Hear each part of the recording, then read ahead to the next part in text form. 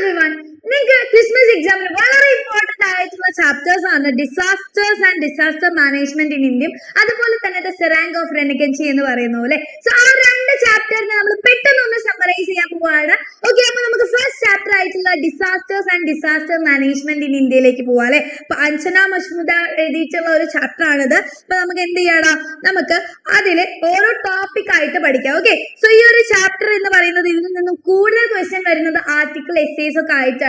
So അതിൽ important ആയിട്ടുള്ള points അല്ലെ, കുറെ ഫാക്ട്സ് ആണ് ഈ ഒരു ചാപ്റ്ററിൽ പറയുന്നത്.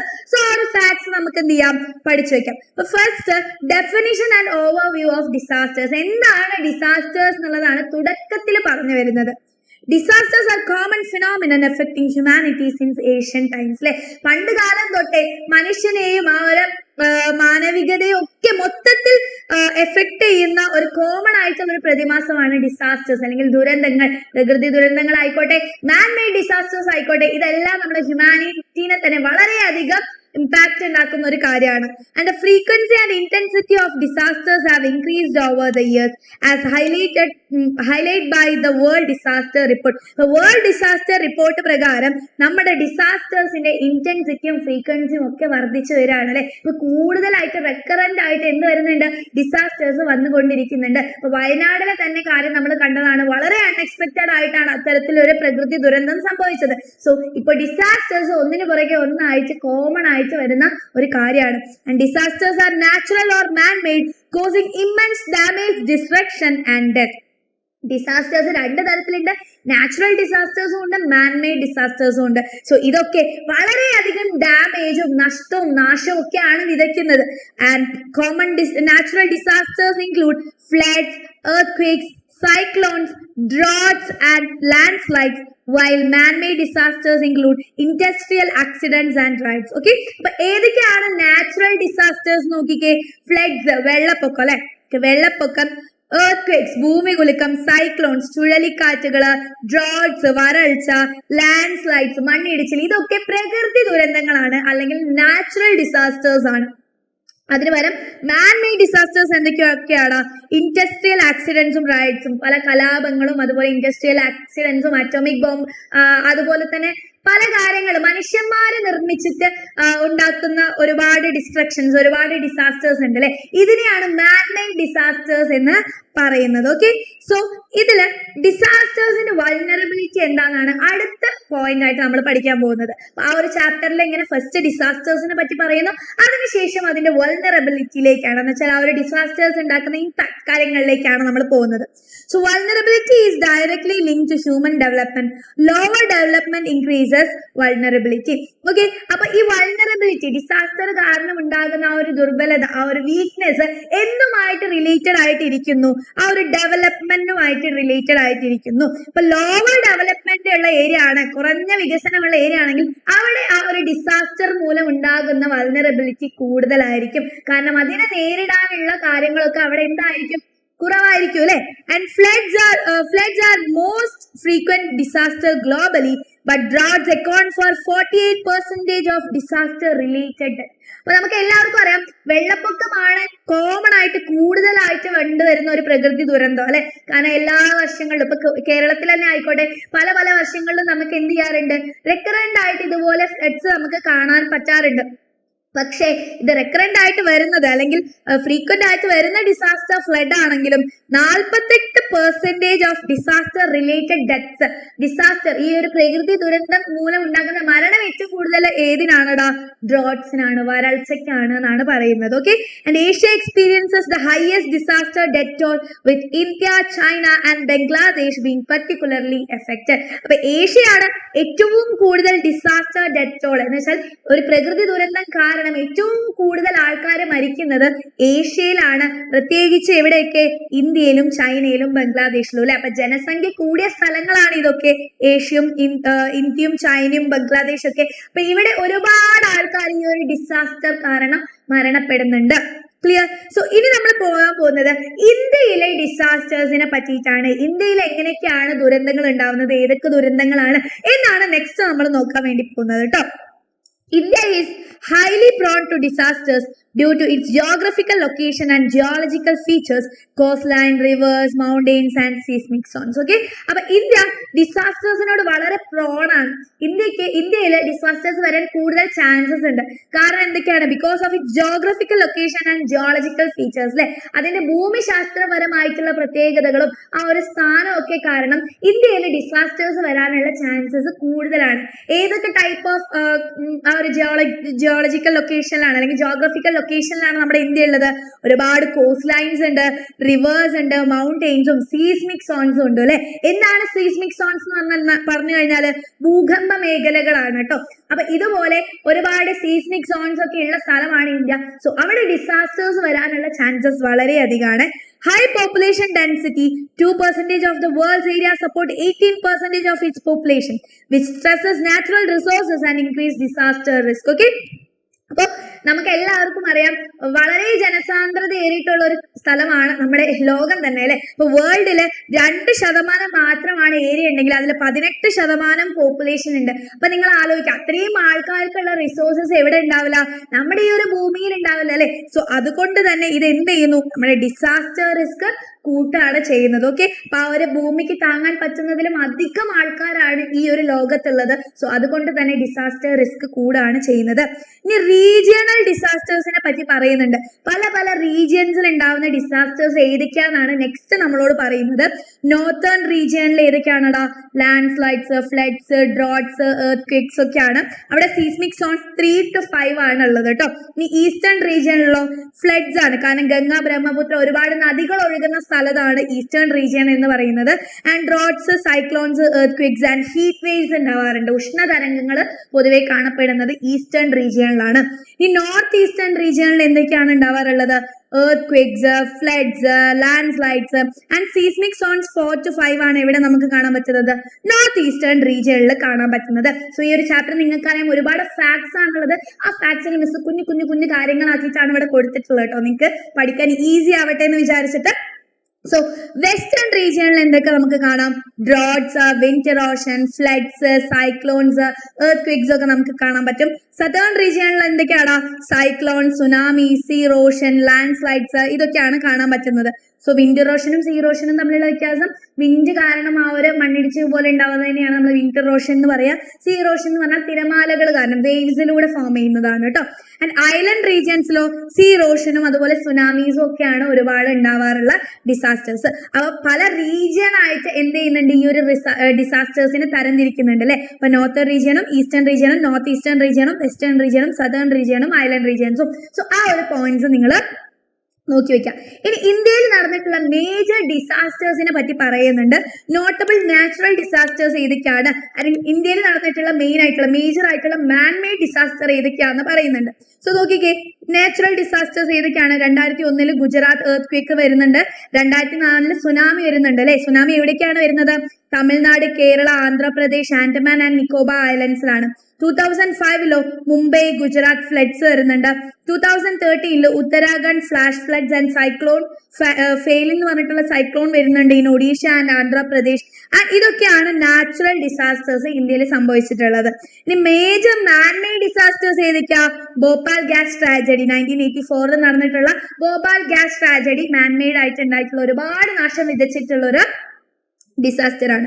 ഇനി ഈ ഡിസാസ്റ്റേഴ്സിന്റെ ഇമ്പാക്ട്സിനെ പറ്റിയിട്ടാണ് പറയുന്നത്. എന്തൊക്കെ സ്വാധീനങ്ങളാണ്, എന്തൊക്കെ ഇമ്പാക്ട്സ് ആണ് നമ്മളിൽ ഈ ഒരു ഡിസാസ്റ്റർ ഉണ്ടാക്കുന്നത് എന്നാണ് പറയുന്നത് കേട്ടോ. ഡയറക്റ്റ് ആൻഡ് ഇൻഡയറക്റ്റ് ഇമ്പാക്ട്സ് ഉണ്ട് അല്ലെ. ഡയറക്റ്റ് ആയിട്ട് നമ്മൾ ഇത് സ്വാധീനിക്കുന്നുണ്ട്, അതുപോലെ ഇൻഡയറക്റ്റ് ഇമ്പാക്റ്റും ഉണ്ടാക്കുന്നുണ്ട് കേട്ടോ. ഡിസ്ട്രക്ഷൻ ഓഫ് ഇൻഫ്രാസ്ട്രക്ചർ അല്ലെ, നമ്മുടെ അടിസ്ഥാന സൗകര്യങ്ങൾ നഷ്ടപ്പെടുന്നു. Communication, power, water supply, health care ഇതിനൊക്കെ നാശം വിതയ്ക്കുന്നുണ്ട്.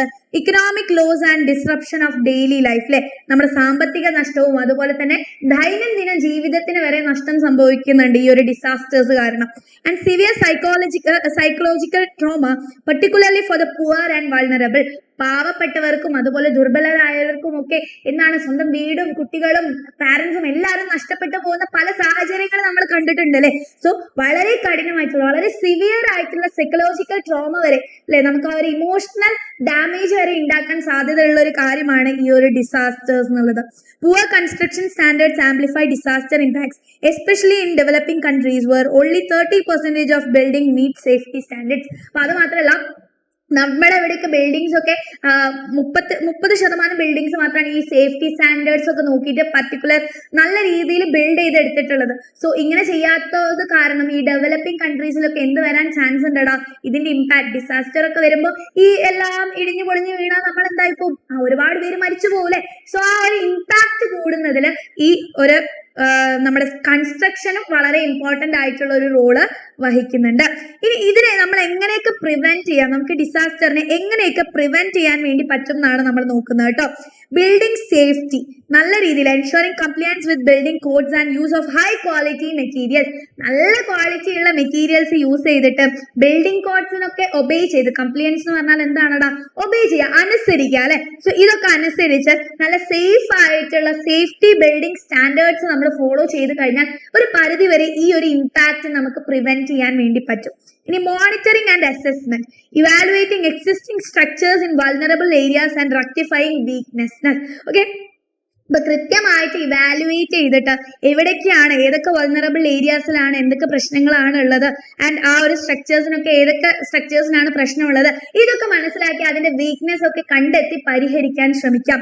ആൻഡ് ഗവൺമെന്റ് ആക്ഷൻ അല്ലെ, collaboration between local and national levels to enforce safety guidelines, ഗവൺമെന്റുമായിട്ട് സഹകരിച്ചിട്ട് നമുക്ക് എന്ത് ചെയ്യാം, ആ ഒരു സേഫ്റ്റി ഗൈഡ് ലൈൻസ് ഉറപ്പാക്കാൻ വേണ്ടിയിട്ട് ശ്രമിക്കാം. ഇങ്ങനെയൊക്കെ നമുക്ക് എന്ത് ചെയ്യാൻ പറ്റും, ആ ഒരു ഡിസാസ്റ്ററിനെ പ്രിവെന്റ് ചെയ്യാൻ വേണ്ടിയിട്ട് നമുക്ക് ശ്രമിക്കാം. ഓക്കെ, അങ്ങനെയാണെങ്കിൽ role of disaster management in India, ഇന്ത്യയിലെ ഡിസാസ്റ്റർ മാനേജ്മെന്റിന്റെ റോളിനെ പറ്റിയിട്ടാണ് നെക്സ്റ്റ് നമ്മൾ പറയാൻ പോകുന്നത്.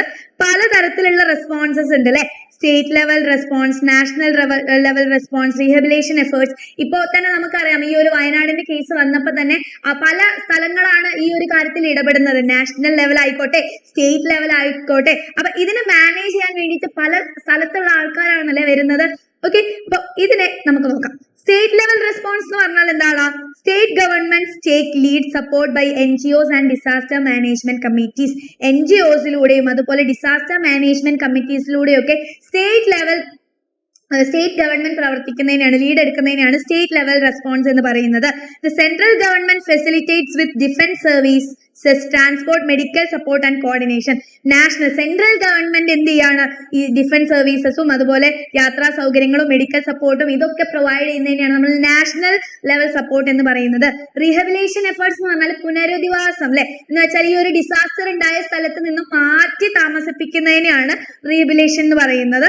Emphasises on non routine responses tailored to each disaster including psychological and material aid അല്ലെ. ഇപ്പൊ പതിവില്ലാത്ത റെസ്പോൺസസ്, ഇപ്പൊ മാനസികമായിട്ട് വരെയുള്ള ആ ഒരു നമ്മുടെ കൂടെ നിൽക്കാൻ വേണ്ടിയിട്ട് എന്ത് ചെയ്യും, ഈ ഒരു റീഹബിലിറ്റേഷൻ എഫേർട്സ് എന്ത് ചെയ്യും, നമ്മളെ ഹെൽപ്പ് ചെയ്യും. ഓക്കെ, ഇപ്പൊ സൈക്കോളജിക്കൽ ആണെങ്കിലും മെറ്റീരിയൽ എയ്ഡ് ആണെങ്കിലും ഇതൊക്കെ നൽകാൻ വേണ്ടിയിട്ട് ഇവര് നമ്മളെ ഹെൽപ്പ് ചെയ്യും. ഓക്കെ, സോ അങ്ങനെയാണെങ്കിൽ ചാലഞ്ചസ് ഇൻ ഡിസാസ്റ്റർ മാനേജ്മെന്റ് എന്നുള്ള ടോപ്പിക്കിലേക്കാണ് നമ്മൾ പോകുന്നത്. ഈ ഒരു എസ്സേയിൽ അടുത്തത് പറയുന്ന ഒരു ടോപ്പിക്കാണ് ഡിസാസ്റ്റർ മാനേജ്മെന്റ് നേരിടുന്ന വെല്ലുവിളികൾ എന്തൊക്കെയാന്നുള്ളത് കേട്ടോ. Insufficient warning systems. നിങ്ങൾക്ക് അറിയാം 2004 സുനാമി വന്ന കഴിഞ്ഞ സമയത്ത് നമുക്ക് സഫീഷ്യന്റ് ആയിട്ടുള്ള ഒരു വാർണിംഗ് സിസ്റ്റം ഇല്ലായിരുന്നു. അപ്പൊ അതൊരു വലിയൊരു വെല്ലുവിളിയാണ്. And lack of coordinated action in inadequacy of normal governmental procedures for disaster response. അപ്പോൾ കോർഡിനേറ്റഡ് ആയിട്ടുള്ള ആക്ഷൻ അല്ലെങ്കിൽ എല്ലാവരും സഹകരിച്ച് പ്രവർത്തിക്കാനുള്ള ആ ഒരു പ്രശ്നം, അതുപോലെ തന്നെ ആ ഒരു നോർമൽ ഗവൺമെന്റ് പ്രൊസീജിയേഴ്സിലുള്ള ഇൻഎഡിക്വസി, അപര്യാപ്തത അല്ലെ, എന്ന് വെച്ചാൽ ഗവൺമെന്റ് അതിനോട് റെസ്പോണ്ട് ചെയ്യാൻ ഒരുപാട് കാര്യങ്ങളുണ്ട്. സോ അതിന്റെയൊക്കെ ആ ഒരു വൈകൽ, അതൊക്കെയാണ് വളരെ നേരിടുന്ന ചലഞ്ചസ്. പുവർലി ട്രെയിൻഡ് ആൻഡ് ഇൽ എക്യുപ്ഡ് റെസ്ക്യൂ ടീംസ് അല്ലെ, ട്രെയിൻ ചെയ്യാത്ത, അധികം എക്യുപ്മെന്റ്സ് ഒന്നും ഇല്ലാത്ത ഈ റെസ്ക്യൂ ടീം ഒക്കെ വളരെ വലിയൊരു വെല്ലുവിളിയാണ്. Need for advance technologies and specialised skills in handling disasters. ഇപ്പൊ ഡിസാസ്റ്റേഴ്സ് ഒക്കെ ഹാൻഡിൽ ചെയ്യാൻ വേണ്ടിയിട്ടുള്ള ടെക്നോളജിക്കൽ അഡ്വാൻസ്മെന്റും സ്പെഷ്യലൈസ്ഡ് സ്കിൽഡ് ആയിട്ടുള്ള ആൾക്കാരും ഒക്കെ എന്തിനു വേണം, നമുക്ക് ഇവിടെ ആവശ്യമുണ്ട്. എന്നാൽ ഈ ഒരു ചലഞ്ചസിനെയൊക്കെ നമുക്ക് എന്ത് ചെയ്യാൻ പറ്റുള്ളൂ, നേരിടാൻ പറ്റുള്ളൂ. So focus on minimising impacts rather than preventing disaster entirely. So എന്ത് ചെയ്യാൻ ശ്രമിക്കണം, നമ്മൾ മൊത്തമായിട്ട് ഡിസാസ്റ്ററിനെ പ്രിവെന്റ് ചെയ്യുന്നതിന് പകരം അതിന്റെ ഇമ്പാക്ട് കുറയ്ക്കാനാണ് നമ്മൾ കൂടുതൽ ഫോക്കസ് നൽകേണ്ടത്. Effective disaster management ensures better preparedness, reduces damage and AIDS quicker recovery.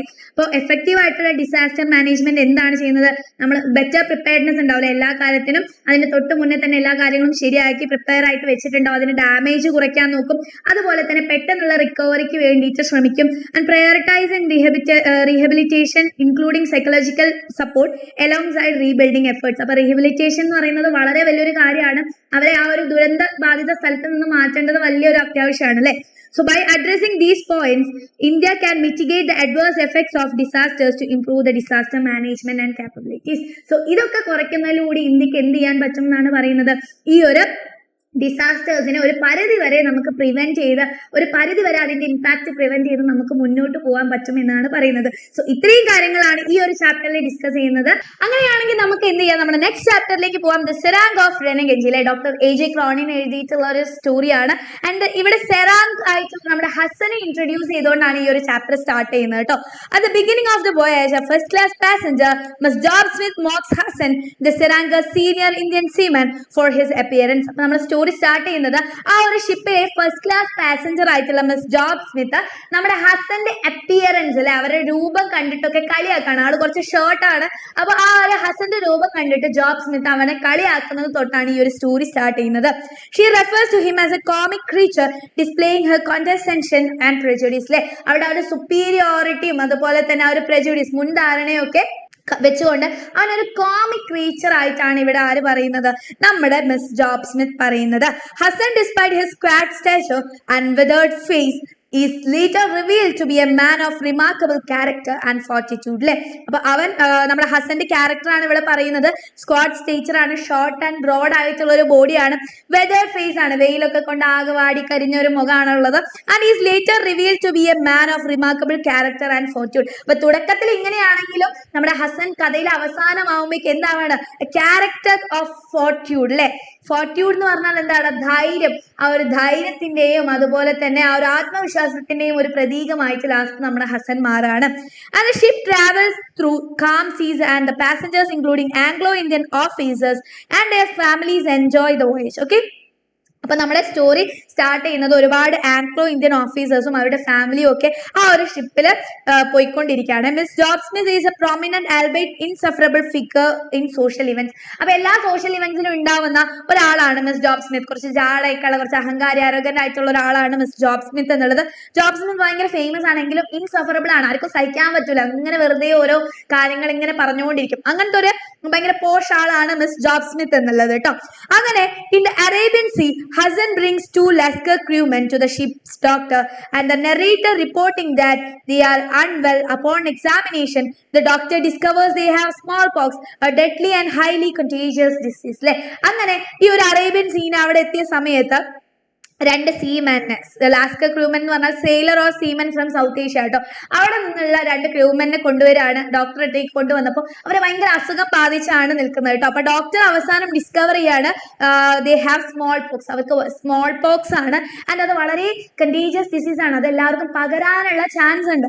And the doctor reports the outbreak to the captain Hamley and who insist on secrecy to avoid panic among the 1500 passengers, and he assigns Hasan to assist the doctor, describing him as the finest man abroad. അപ്പൊ ക്യാപ്റ്റനെ ഇത് അറിയിക്കുകയാണ്, ഇങ്ങനെ ഒരു സംഭവം ഉണ്ട്, ഇവിടെ small pox വന്നിട്ടുണ്ട് എന്നുള്ളത്. അപ്പൊ ക്യാപ്റ്റൻ നമ്മുടെ ഹസനെ ഡോക്ടറെ കൂടെ പറഞ്ഞേക്കാണ് ഡോക്ടറെ ഹെൽപ്പ് ചെയ്യാൻ വേണ്ടിയിട്ട്. കാരണം 1500 പാസഞ്ചേഴ്സ് ഉണ്ട് ആ ഒരു ഷിപ്പില്. അവരാരും പാനിക് ആവരുത് അല്ലെ, ഈ ഒരു കാര്യം, ഈ ഒരു അസുഖം എല്ലാവർക്കും ബാധിക്കും എന്നൊക്കെ പേടിച്ച് ആരും പാനിക് ആവരുത്. സോ അതുകൊണ്ട് ഇത് വളരെ സീക്രട്ട് ആയിട്ട് വെച്ചിട്ട് ആരും അറിയിക്കാതെ അവർ എന്ത് ചെയ്യാണ്, അവർ ഇതിനെ സീക്രട്ട് ആയിട്ട് മറച്ചു വെക്കാണ് കേട്ടോ. അങ്ങനെ ഒരു ക്വാറന്റൈൻ സോൺ തന്നെ അവർ ക്രിയേറ്റ് ചെയ്യാണ്. ഇപ്പൊ ക്വാറന്റൈൻ സോൺ എന്താന്നുള്ളത് എന്റെ മക്കൾക്ക് എല്ലാവർക്കും ഈ പറയായിരിക്കും അല്ലെ. അപ്പൊ അങ്ങനെ ഒരു ക്വാറന്റൈൻ സോൺ അവർ ഉണ്ടാക്കുകയാണ്. Hasan unflinching and resourceful constructs a makeshift quarantine shelter on the ship's after deck, hidden from view, and he helps the doctor disinfect, treat and segregate the sick men. അങ്ങനെ ആ ഒരു ഷിപ്പിന്റെ ആഫ്റ്റർ ഡെക്കിലായിട്ട് ആരും അറിയാതെ ഒരു containment quarantine zone അവൻ ഉണ്ടാക്കുകയാണ്. എന്നിട്ട് അസുഖമായിട്ട് വരുന്ന ആൾക്കാർ എന്ത് ചെയ്യാണ്, ചികിത്സിക്കാൻ വേണ്ടിയിട്ട് ഡോക്ടറെ ഹെൽപ്പ് ചെയ്യാണ്. ആൻഡ് അസുഖം ബാധിച്ച ആൾക്കാരെയും അതുപോലെ ഡിസിൻഫെക്റ്റന്റ് ഒക്കെ കൊടുത്ത് അവരെല്ലാവരും നല്ല രീതിയിൽ തന്നെ നമ്മുടെ ഹസൻ ട്രീറ്റ് ചെയ്യാണ് കേട്ടോ. More crew members fall ill, increasing the number of cases to 14, and Hasan works tirelessly, helping the doctors sponge patients, administer medication and ensure cleanliness. And his calm demeanor and unwavering dedication inspire the young overwhelmed doctor. അങ്ങനെ ഒരുപാട് ആൾക്കാർക്ക്, ഒരുപാട് crew മെമ്പേഴ്സിന് അസുഖം ബാധിച്ചുകൊണ്ടിരിക്കുകയാണ്. Number of cases കൂടിക്കൊണ്ടിരിക്കുകയാണ്. അങ്ങനെ ഹസൻ വളരെ അധികം എന്ത് ചെയ്യണം, ഡോക്ടറെ പേഷ്യൻസിനെ സ്പോൺ ചെയ്യാനും മെഡിക്കേഷൻ കൊടുക്കാനും അതുപോലെ വൃത്തിയാക്കാനും ഒക്കെ ഹെൽപ്പ് ചെയ്തുകൊണ്ടിരിക്കുന്നുണ്ട്. And during their night visits the doctor learns about Hassan's life. He is an unmarried Muslim from Punjab with no family or possessions except for a modest sheep's chest. Hassan's humility and contentment with his simple life contrasts starkly with the materialistic value of the world around him. അപ്പൊ അങ്ങനെ രാത്രി സമയത്ത് ഈ ഡോക്ടറും ഹസനും ഒക്കെ ഒരുമിച്ച് ആ രോഗികളെ പരിശോധിച്ച് പരിപാലിക്കുന്ന സമയത്ത് ഡോക്ടർ നമ്മുടെ ഹസന്റെ ലൈഫിനെ പറ്റിയിട്ട് ഒരുപാട് കാര്യങ്ങൾ അറിയാണ്. അദ്ദേഹം അൺമാരീഡ് മുസ്ലിം ആണ്, പഞ്ചാബിൽ നിന്നാണ് വരുന്നത്. അദ്ദേഹത്തിന് ഒരു ഫാമിലി ഇല്ല, സ്വന്തമായിട്ടെന്ന് പറയാൻ ഒരു കാര്യവും ഇല്ല കേട്ടോ, ആകെ ഉള്ളത് ഒരു ഷിപ്പ് മാത്രമാണ്. And Hassan's humility and contentment with his simple life contrast starkly with the materialistic values of the world around him. അപ്പൊ അവന് ചുറ്റുമുള്ള അവിടെ ഫസ്റ്റ് ക്ലാസ് ആൾക്കാരാണ് ആ ഒരു ഷിപ്പിൽ ട്രാവൽ ചെയ്യുന്നതെന്ന് പറഞ്ഞു. അവന് ചുറ്റുമുള്ള ആ ആൾക്കാരുടെ സ്വഭാവം എന്താണ്, ഭയങ്കര മെറ്റീരിയലിസ്റ്റിക്കും പൈസക്ക് ഒരുപാട് വാല്യൂ കൊടുക്കുന്നതാണ്. പക്ഷെ അതിനോടൊക്കെ വളരെ ഓപ്പോസിറ്റ് ആയിട്ടുള്ള ഒരു ക്യാരക്ടറാണ് ഹസൻ. ഹസൻ തികച്ചും എന്താണ്, വളരെ ഹ്യൂമാനിറ്റി ഉള്ള ഒരാളായിട്ടാണ് നമ്മുടെ ഹസൻ മാറുന്നത്. അങ്ങനെ 2 patients die and Hassan performs their burial rites with dignity, sewing shrouds and reciting from Ramayana before their bodies are cast into the sea. Despite the grim circumstances, Hassan remains stoic and dedicated. അങ്ങനെ ഈ ഒരു small box ബാധിച്ചിട്ട് രണ്ട് patients മരിക്കുകയാണ്. And Hasan എന്ത് ചെയ്യാണ്, അവരുടെ ലാസ്റ്റത്തെ funeral കാര്യങ്ങളൊക്കെ അവൻ വളരെ അന്തസ്സോട് കൂടി തന്നെ അവൻ ചെയ്യാണ്. ആൻഡ് രാമായണ ആ ഒരു ബോഡിക്ക് മുന്നിൽ നിന്നിട്ട് രാമായണ വായിക്കൊക്കെ അവൻ ചെയ്യുന്നുണ്ട് അല്ലെ. സോ ഇത്രയും സീരിയസ് ആയുള്ള സിറ്റുവേഷനെ വളരെ ഡെഡിക്കേറ്റഡ് ആയിട്ടാണ് Hasan മറികടക്കുന്നത്. No new cases arise and by the time the ship reaches Colombo, most of the sick have passed the crisis, and however some are in critical condition and Hassan carries the most gravely inland ashore, tears streaming down his face. Okay, അപ്പൊ അങ്ങനെ പിന്നീട് അങ്ങോട്ട് cases ഒക്കെ കുറഞ്ഞു വരുന്നു, പിന്നെ പുതിയ cases ഒന്നും വരുന്നില്ല. അങ്ങനെ ലാസ്റ്റ് ഷിപ്പ് കൊളംബോയിൽ എത്തിയ സമയത്ത് കുറച്ച് ക്രിട്ടിക്കൽ കണ്ടീഷനുള്ള ആൾക്കാരൊക്കെ അവൻ എത്രയും പെട്ടെന്ന് തീരത്ത് എത്തിക്കുകയാണ്. അങ്ങനെ ഹസന്റെ കണ്ണിലൂടെ കണ്ണുനീരൊക്കെ വരികയാണ് അല്ലെ. സോ ഇത്രയും കാലം അവൻ കെയർ ചെയ്തുകൊണ്ടിരുന്ന അവന്റെ പാസഞ്ചേഴ്സിനെയാണ് അവൻ last പുറത്തെത്തിക്കുന്നത്. So as the ship reaches Calcutta, Miss Job Smith and her companion again mock Hassan, and the doctor, reflecting on Hassan's heroism and their shallow judgment, and replies with cutting irony, yes, in a way it was a cage, but isn't it queer?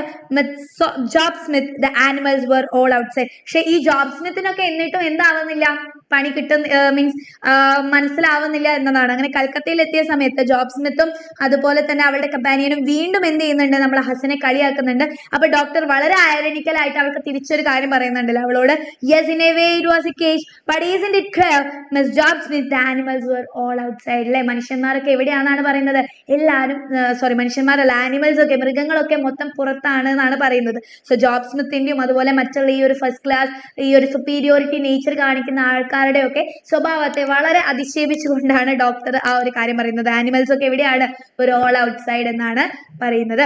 Okay ആണല്ലോ. Yes, അപ്പോൾ ഈ ഒരു കാര്യം, ഈ 2 ചാപ്റ്റേഴ്സും clear ആയിട്ടുണ്ടെന്ന് miss വിചാരിക്കുകയാണ്. അങ്ങനെയാണെങ്കിൽ നമുക്ക് വീണ്ടും കാണാം. അതുവരെ എല്ലാവർക്കും